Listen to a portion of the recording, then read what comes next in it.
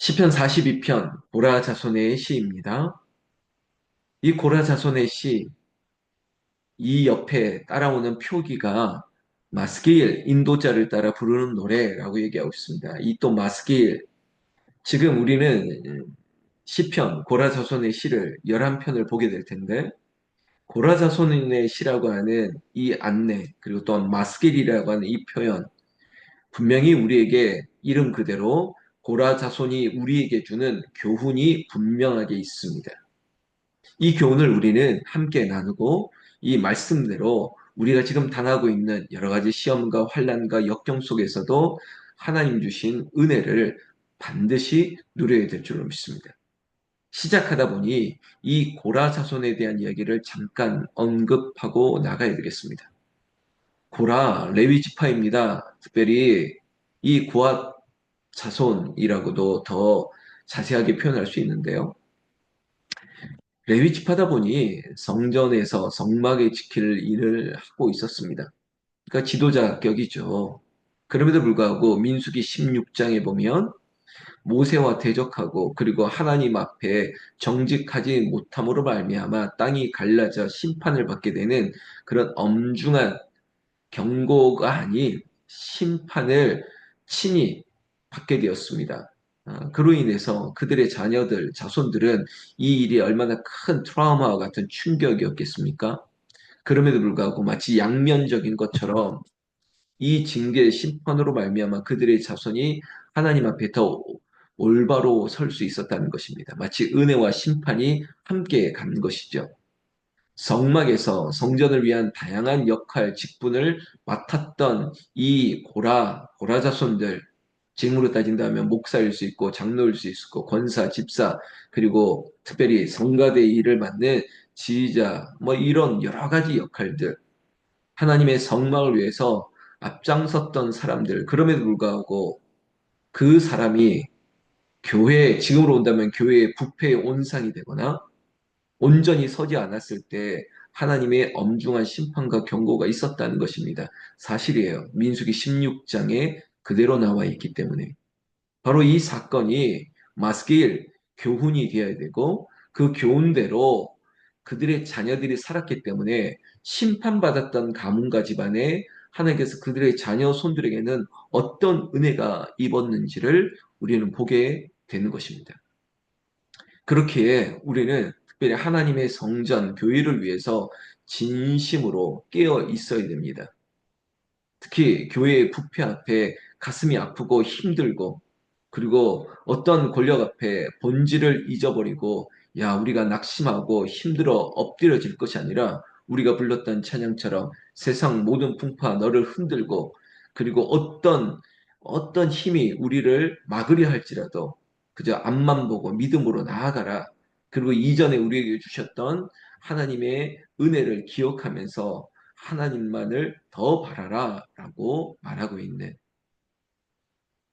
오늘 이 말씀이 특별히 이 고라 자손의 교훈이 되는 시편 42편부터 시작하는데 오늘 주신 이 말씀이 지금 우리 교회 위에도 그리고 우리의 가정과 우리의 심령 위에도 나아가 이 대한민국 정말 큰 어려움을 당하고 있고 그리고 앞두고 있고 예측할 수 없는 이 소용돌이 속에서도 하나님이 우리에게 무엇을 요청하는지를 잘 들었으면 좋겠습니다. 1절 말씀 이렇게 시작하죠. 하나님이여 사슴이 시냇물을 찾기에 갈급함 같이 내 영혼이 주를 찾기에 갈급하나이다. 너무 많이 들었던 말씀이죠. 참 좋아하는 말씀입니다. 어쩌면 우리 인생에 나는 버림받은 느낌 그리고 나는 마치 실패하고 좌절하고 그리고 고난 속에 있다 보니 늘 불안하고 초조하고 두려움이 있습니다. 왜냐? 적이 너무나도 강력하기 때문에 상대가 너무나도 무섭기 때문에 그래서 답이 없어 보이고 해법이 없어 보이고 야 이대로 주저앉으면 좋을 것 같은 그런 상황이 우리 앞에 도래한다 할지라도 하나님께서는 이 시편 고라자손의 마스기를 통해서 우리에게 교훈을 주고 있습니다. 내 영혼이 주를 찾기에 갈급하나이다. 힘들면 힘들수록 주님을 찾으라는 것입니다. 고난의 범주가 클수록 하나님은 더 크다는 것을 알아야 되는 것입니다. 절체절명의 위기가 있습니까? 스스로 해결 불가능한 일이 있습니까? 그때마다 우리가 할 수 있는 것은 하나님께 호소하는 것입니다. 우리가 성전에 올라가듯이 하나님을 만나러 가야 되는 것입니다. 우리의 눈과 마음과 입을 오직 하나님께 열어야 되는 것입니다. 사람에게 열 필요 없습니다. 사람은 변할 수밖에 없습니다. 그러나 하나님의 존재는 불변하십니다. 하나님은 회전하는 그림자도 없이 하나님은 항상 우리를 향해서 늘 그 자리에 계십니다. 그래서 2절 말씀처럼 내 영혼이 하나님 곧 살아계시는 하나님을 갈망하나니 우리가 해야 될 것은 하나님을 향한 갈망입니다. 그리고 하나님을 뵙기를 내가 어느 때에 나아가서 하나님의 얼굴을 배울까? 하나님을 갈망하며 하나님 앞에 나아가 그리고 하나님의 얼굴을 뵙기를 원하는 그런 절박함으로 나아가야 된다는 것입니다. 사랑하는 우리 성도 여러분, 이 영상을 보고 있는 여러분, 하나님을 갈망하십시오. 그리고 하나님을 뵙기를 원하십시오. 주를 찾기에 갈급한 정말 그 갈급한 심령으로 하나님께 기도하십시오. 그것이 우리가 모든 문제를 넉넉히 해결할 수 있는 방법이 되는 것입니다. 5절 말씀에 내 영혼아 어찌하여 낙심하며 어찌하여 내 속에서 불안해하는가. 우리에게 이런 심상이 있을 수 있다고요. 낙심하고 불안이 우리에게 찾아올 때가 있습니다. 왜? 문제가 너무 크다 보니까. 그리고 상대가 너무 강력해 보이니까. 그러나 하나님보다 크신 존재가 없습니다. 하나님이 전지전능하십니다. 우리가 낙심이 되고 불안해할 때마다 우리가 할 수 있는 것, 너는 하나님께 소망을 두라. 5절 말씀. 너는 하나님께 소망을 두라. 그가 나타나 도우심으로 말미암아 내가 여전히 찬송하리라. 하나님이 도우신다고요. 이 말씀은 시편 42편 11절 마지막에 한 번 더 강조하고 있습니다. 어찌하여 불안하냐? 어찌하여 낙심하냐? 하나님께 소망을 두라. 두 번이나 이 말씀을 하는 이유가 뭘까요? 이게 답이라는 거예요. 이게 강력한 교훈이라는 거예요. 하나님이 나타나 도우실 것이야. 하나님을 너는 찬송하면 돼. 고라 자손이라면 그래 성전을 책임지려고 한다면 네가 해야 될 것은 하나님을 찬송하는 거야. 하나님께 나아가 예배하는 거야. 우리가 성전에 올라가는 노래를 통해서 하나님께 더 가까이 하나님을 바라고 하나님을 갈망하고 하나님의 도우심을 기다리는 거야.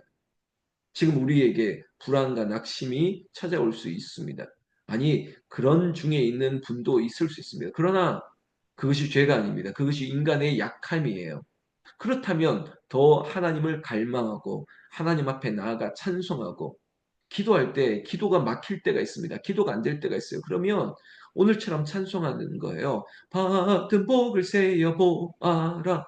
이전에 하나님이 나에게 베풀어 주셨던 은혜들을 기억해 보는 거죠. 찬송을 통해서도 그렇게 할 수 있다는 거예요.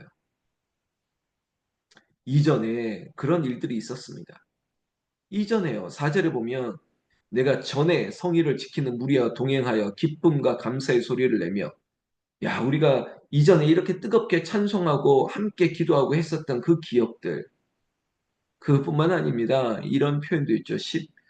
예, 이런 표현도 있죠. 이전에 하나님께서 6절에 내 하나님이여 내 영혼이 내 속에서 낙심이 되므로 내가 요단 땅과 헤르몬과 마살산에서 주를 기억하나이다. 이전에 이런 일들이 있었던 거예요. 요단에서도 헤르몬에서도 마살산에서도 우리의 신앙의 여정 가운데 이전에 그때 우리의 가정에서도 그때마다 하나님이 큰 은혜를 베푸셨던 것을 기억하셔야 되는 것입니다. 오늘 찬송가 429장처럼 지난날에 하나님이 우리에게 베푸신 은혜를 그 복을 기억해 보는 거예요. 계수해 보는 거예요. 그러면서 지금의 고난도 문제도 하나님께서 반드시 승리하게 하여 주실 줄로 믿습니다. 그러면서 내 영혼 어찌하여 낙심하며 어찌하여 불안해하는가 너는 하나님께 소망을 두라. 하나님이 도우신다. 하나님을 찬양만 하자. 여러분 전쟁에 나갈 때 고라 자손과 같은 성가대들이 앞장서서 누구보다도 먼저 나아갑니다. 왜? 하나님이 찬송이 시작될 때 적들은 무너지기 때문이에요. 찬송과 기도가 우리에게 필요합니다. 저는 우리 장로님들을 위해서 기도합니다. 우리 권사님들을 위해서 집사님들을 위해서 기도합니다. 믿음으로 나아가라고요. 담대하라고요.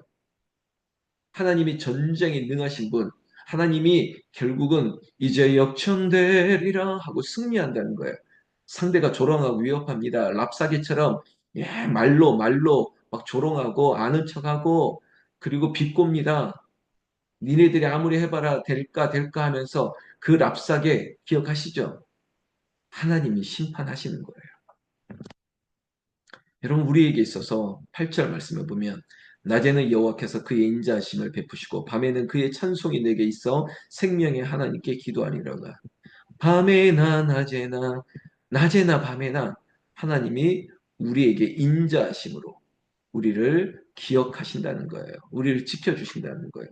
그러니까 우리가 할 수 있는 누군가는 아침에, 누군가는 새벽에, 누군가는 낮에, 누군가는 밤에, 심야에 우리가 찬송하고 기도해야 되는 것입니다. 하나님께 기도하면 하나님이 도우신다고 약속하고 있지 않습니까? 그런데 기도를 하지 않아요? 저는요, 기도하지 않는 교회는 희망이 없습니다. 기도를 알아서 하라고요? 그런 게 어디 있습니까? 기도하려고 24시간 기도하려고 하는 목사님도 계시고 24시간 릴레이로 기도하는 교회도 있고 목회자가 강단에서 어떻게든지 새벽을 지키려고 하는 그런 교회가 있는데 기도를 알아서 하라고요? 뭐 나 잘못한 거 없다고요? 그런 게 어디 있습니까? 다 죄인인데 한 번이라도 더 갈급함으로 우리에게 이런 일이 있습니다. 10절에 보면 내 뼈를 찌르는 칼같이 내 대적이 나를 비방하여 늘 내게 말하기를 내 하나님이 어디 있느냐. 대적이 나를 찌릅니다. 비방합니다. 한번 해보시지. 네 하나님이 어디 있어? 내 하나님이지. 네 하나님이 어디 있어? 참 거울로 되돌아 반사시키고 싶어요. 하나님이 어디 있냐고요? 하나님이 여기 있죠. 여호와 삼마 하나님 내어 여기 있습니다. 임마누엘의 하나님 에베네셀의 하나님 우리와 함께 하십니다. 우리는 부모 세대가 어떤 일을 했던지 간에 자녀들만큼 더 크게 세워줘야죠. 그게 고라 자손의 교훈입니다. 부모가 심판당했습니다. 그래도 이런 아름다운 찬송을 부를 수 있는 고라 자손들이 나타난 거예요. 왜 그랬을까요? 심판과 은혜와 심판, 이것이 양면으로 나타난 거예요. 여러분, 누군가는 심판받으면 주저앉지만 이 심판을 통해서 회개하고 다시 일어나야죠. 그래야지 이런 아름다운 시편을 쓸 수 있는 자녀들이 다시 하나님 앞에 나아갈 수 있는 것 아니겠습니까? 내가 이루지 못한 꿈과 소망이 있다면 우리 자녀들에게 줘야 되지 않겠습니까? 다시 광야로 돌아가는 40년? 아예 그냥 덮어버리고 그냥 없어도 잊어버리자고요? 그게 잊어버리겠습니까? 자녀들에게 또 이 채무를, 이 부담을, 이 고난을 물려주자고요? 그럴 수 없습니다. 시편 42편 고라자손의 이 마스길 인도자를 따라 부르는 노래. 여러분, 믿음의 사람들을 따라가십시오. 교회를 향해서 아니면 우리의 삶의 어떤 문제든 정말 하나님을 갈망하여 하나님을 찬송하고 하나님 앞에 도우심을 바라면서 하나님을 여전히 찬송하는 사람이 있습니다. 그 말씀을 들어야죠.